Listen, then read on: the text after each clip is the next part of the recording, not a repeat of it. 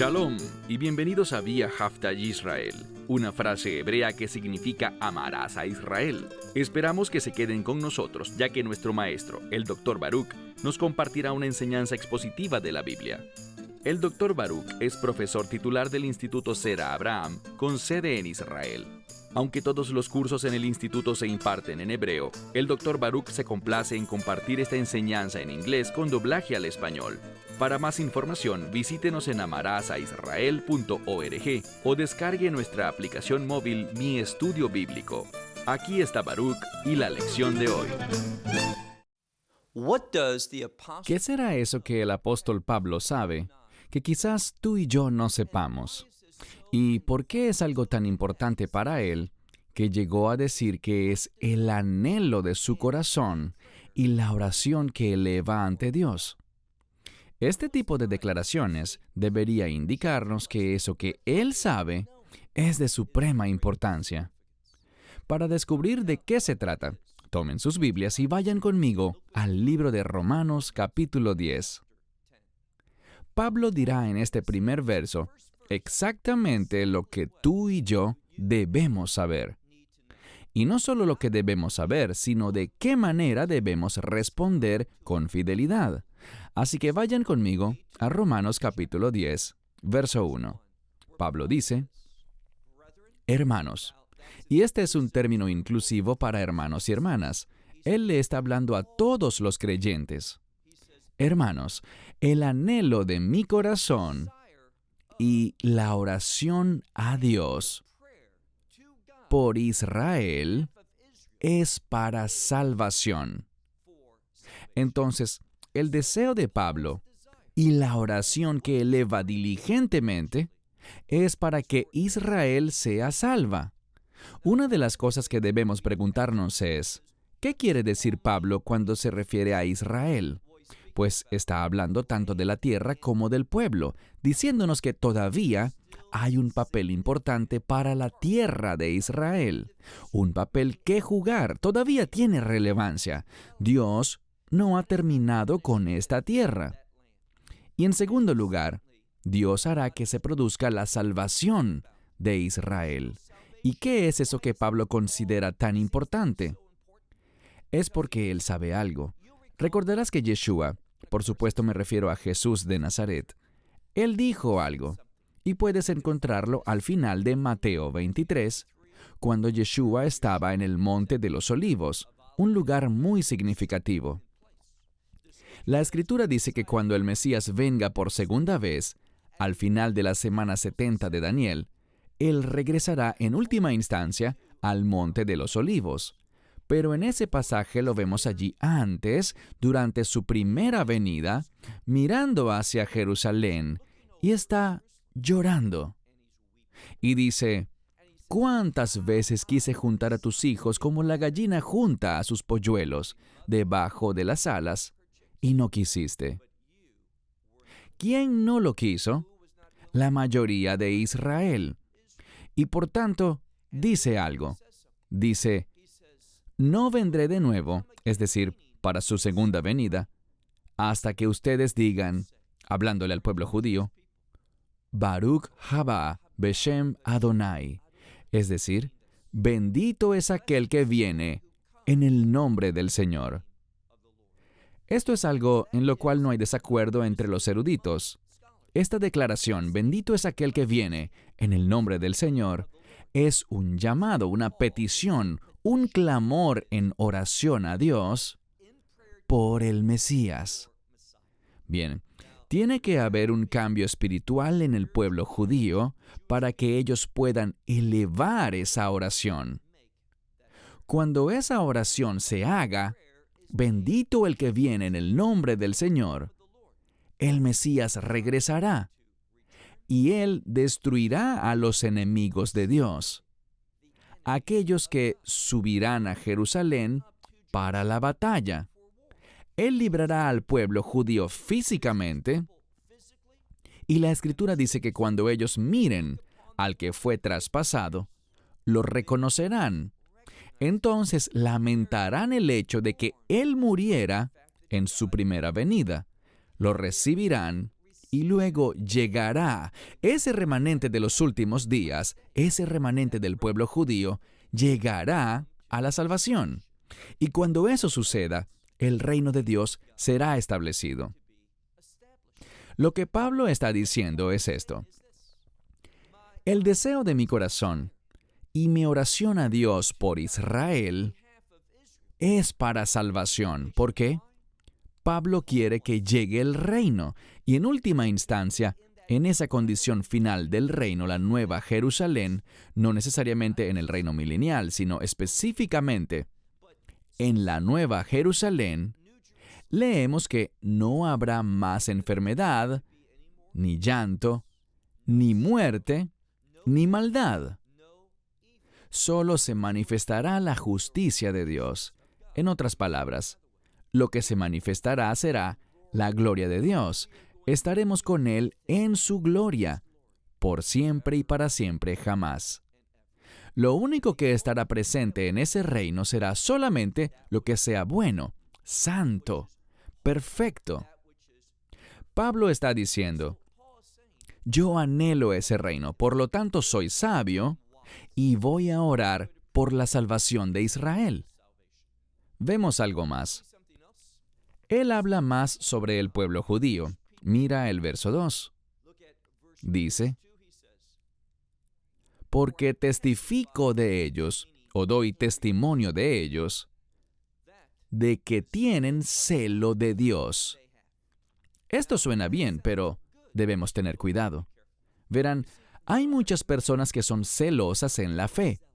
Hay muchos fanáticos religiosos. Pero volverse un fanático religioso no es la solución. Noten lo que dice, en este sentido, una vez más, verso 2. Porque yo doy testimonio de ellos, que ellos tienen celo de Dios. Pero, aquí está el problema, no de acuerdo con el conocimiento. ¿Qué significa eso de no estar de acuerdo con el conocimiento?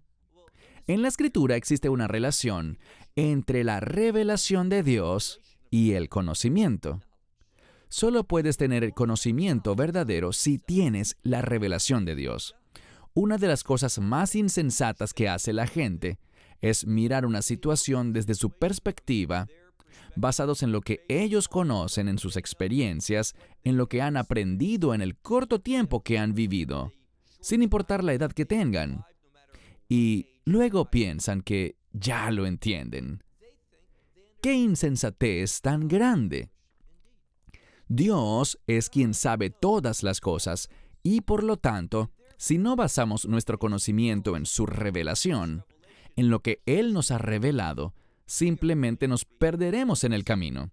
Vamos a ser engañados por el enemigo y realmente no conoceremos nada. Así que dice: el celo del Señor yo testifico que ellos tienen, pero no conforme al conocimiento, no conforme a la revelación. Verso 3. En el verso 3 entramos al verdadero problema. Dice aquí, porque, y la siguiente palabra quiere decir, estar en contra del conocimiento. No nos habla de falta de conocimiento. En este mundo hay un grado de rebeldía, así que ellos estaban en contra del conocimiento. ¿Y qué es lo que se negaban a conocer? Pablo hablando dice, porque estando en contra de conocer la justicia de Dios, ¿qué hacían? Procurando establecer su propia justicia, una justicia basada en su propia perspectiva, en su propio camino, según sus propias reglas. Ahora, la justicia no se origina en el hombre. Solo Dios es justo. Y es solo cuando, tal como lo revela el Evangelio, es solo cuando la justicia del Hijo de Dios es dada, es imputada a tu vida, que tú serás considerado justo delante de Dios. Solo funciona así, solo se hace realidad gracias a la obra de la redención, el derramamiento de la sangre del Mesías el día de la redención, la Pascua. Lo que descubrimos aquí es que, en su mayoría, Por supuesto, siempre hubo un remanente de Israel, un pequeño grupo que aceptó el Evangelio y que respondió a la revelación de Dios. Pero por mucho, la mayor cantidad, la vasta mayoría, lo rechazó. Ellos buscaban establecer una justicia basada en ellos mismos, su propia justicia. Y Pablo dice aquí que a la justicia de Dios, parte final del verso 3, aquí está el problema. A la justicia de Dios, ellos no se sometieron. Ellos no estaban dispuestos a someterse a la justicia de Dios. Y te haré una pregunta. Sobre esta justicia de Dios, ¿dónde encontramos los medios para obtenerla? Pablo nos lo dirá en un momento, y la respuesta puede que te sorprenda. Porque la justicia de Dios es revelada primeramente en la ley de Dios. Pero ten mucho cuidado. La ley de Dios no es un instrumento de justicia. Nadie, Pablo lo dice de este modo, ninguna carne es justificada por las obras de la ley. Justificada, es decir, que nadie será declarado justo por las obras de la ley. Ahora, ¿están las obras de la ley en contra de la justicia? No es lo que dice. Llegaremos a un verso que lo aclarará en un momento. Pero simplemente por cumplir los mandamientos, nadie se convierte en justo. De hecho, lo que la ley nos dice y lo que veremos también en detalle en un momento, lo que la ley me revela es cuán pecador yo soy. Cuando me encuentro con los mandamientos de Dios, aprendo algo. Aprendo que por mí mismo soy extremadamente inadecuado. No estoy cerca en lo más mínimo a cumplir la voluntad de Dios. Por lo tanto, la ley de Dios, sus mandamientos, las expectativas de Dios, me muestran que estoy en problemas. Porque no puedo salvarme a mí mismo. ¿Y qué producirá esto? Lo comentaremos en un momento, pero sigamos leyendo. Dice el verso 4. Porque el Mesías es el fin de la ley. Debemos hablar sobre este término, telos, el fin. Significa el objetivo, la meta. Entonces, ¿para qué fue dada la ley? Bien, aprendemos de Abraham el camino a la justicia. En Génesis capítulo 15, versículo 6, así que en la Torá, Abraham le creyó a Dios y le fue contado por justicia. Cuando ves la Torá, descubres que la justicia viene por la fe. Este es el medio de la justicia de Dios, la fe. Pero el problema es que la gente no se somete a eso. Prefieren establecer sus propios medios de justicia, de acuerdo con su propia perspectiva. Y a la justicia de Dios por medio de la fe, ellos no se sometieron. Aquí, cuando hablamos de la ley, un aspecto de la ley es el juicio. Lo diré de otro modo. Un aspecto de la ley es la maldición.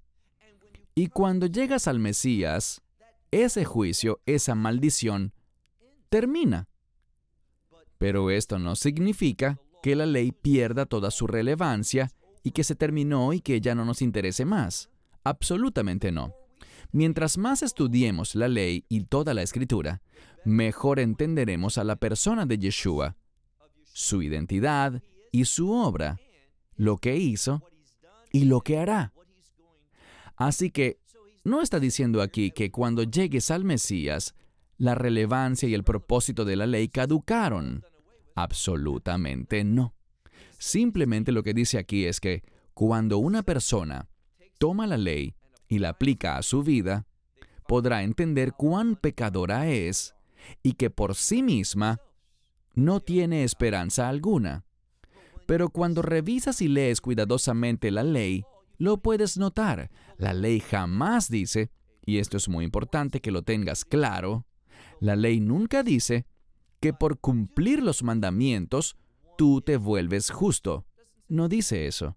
La ley dice que por la fe es que te vuelves justo. Génesis 15, 6. Entonces, verso 4. Porque el Mesías es el fin de la ley para justicia. Él produce la justicia en nosotros. ¿Para quiénes? Para todos, o para todo aquel que cree. Este es un principio de la Torá. De nuevo, en Génesis 15:6. El Mesías produce el fin del juicio, de la condenación de la ley.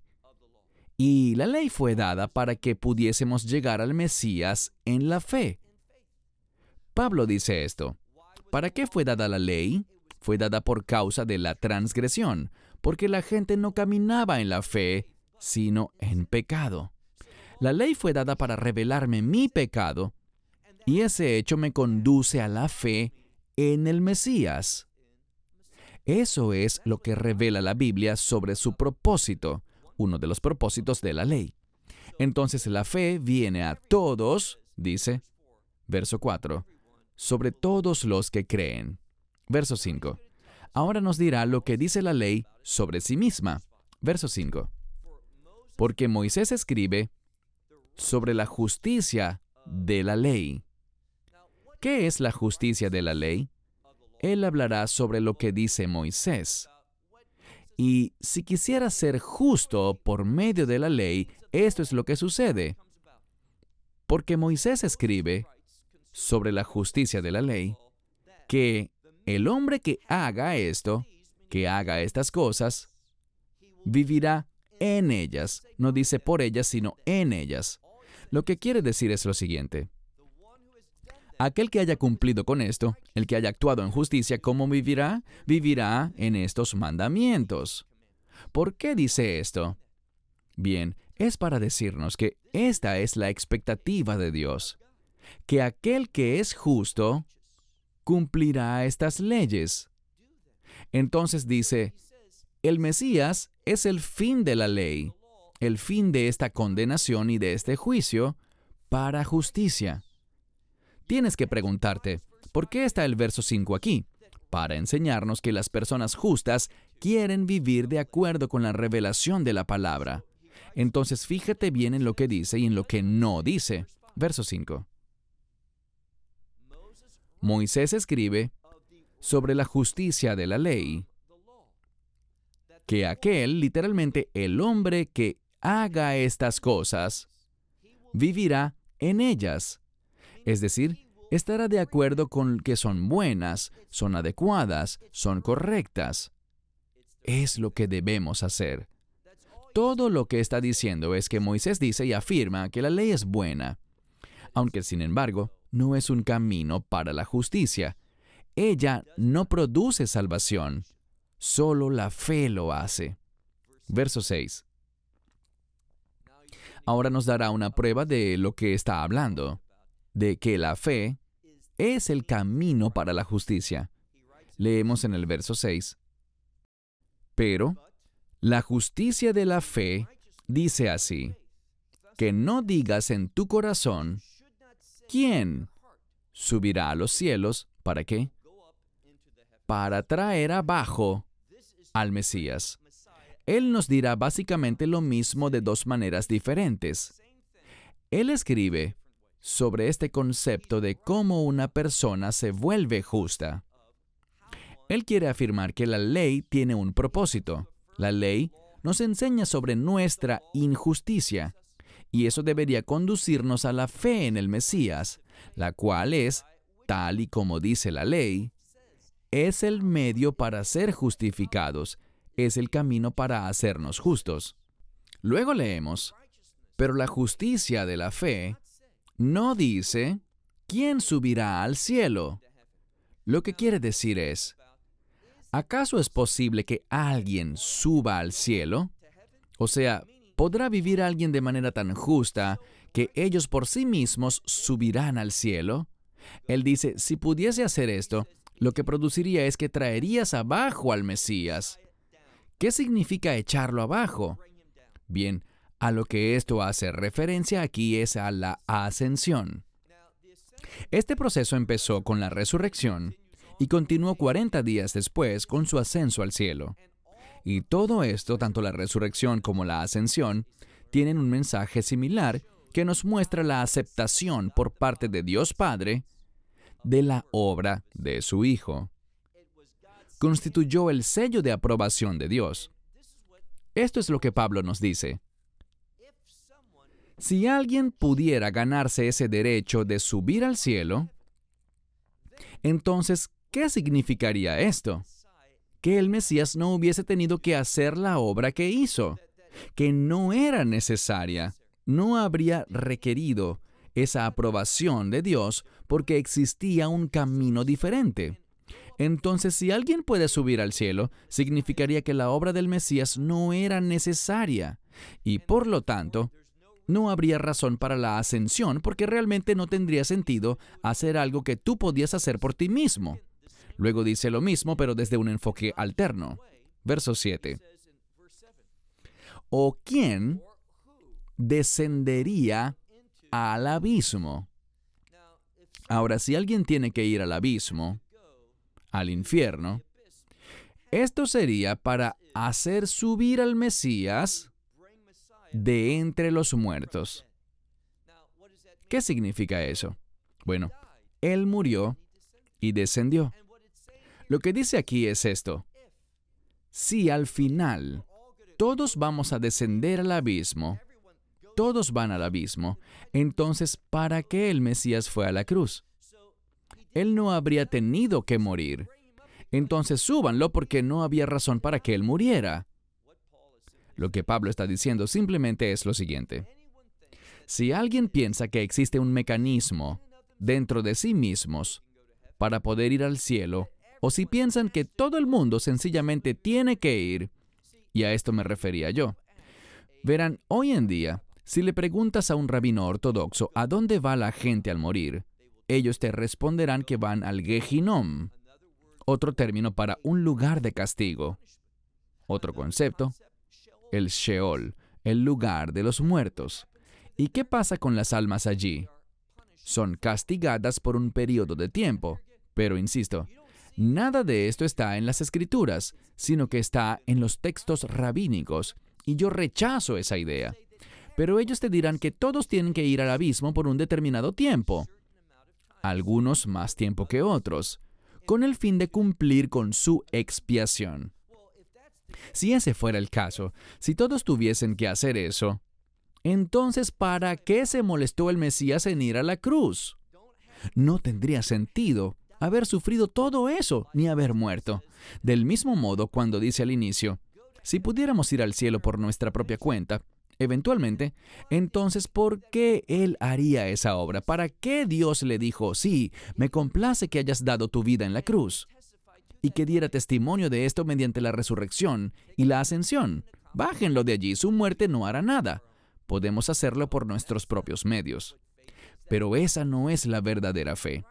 Por esto dice, la justicia de la fe entiende que es el creer, como dice la Torá, creer en aquel que justifica. ¿Y quién es ese? Dios. ¿Cómo lo hizo en última instancia? Mediante su Hijo unigénito, el Mesías, Yeshua. Un verso más, verso 8. Pero alguien dice, y esta es la revelación. Esta es la disponibilidad que encontramos en el mensaje de salvación. Dice, pero alguien dice, cerca de ti está la palabra. Esta es la palabra rema en griego, que es una palabra, una proclamación que produce un resultado. Aquí, obviamente, este término se refiere al Evangelio. Entonces dice,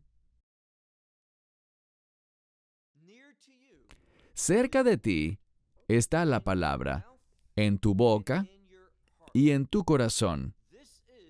Esta es la palabra de fe que predicamos.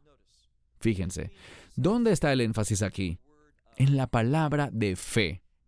Y esto es lo que se nos revela, regresando a Génesis 15, con Abraham en el versículo 6.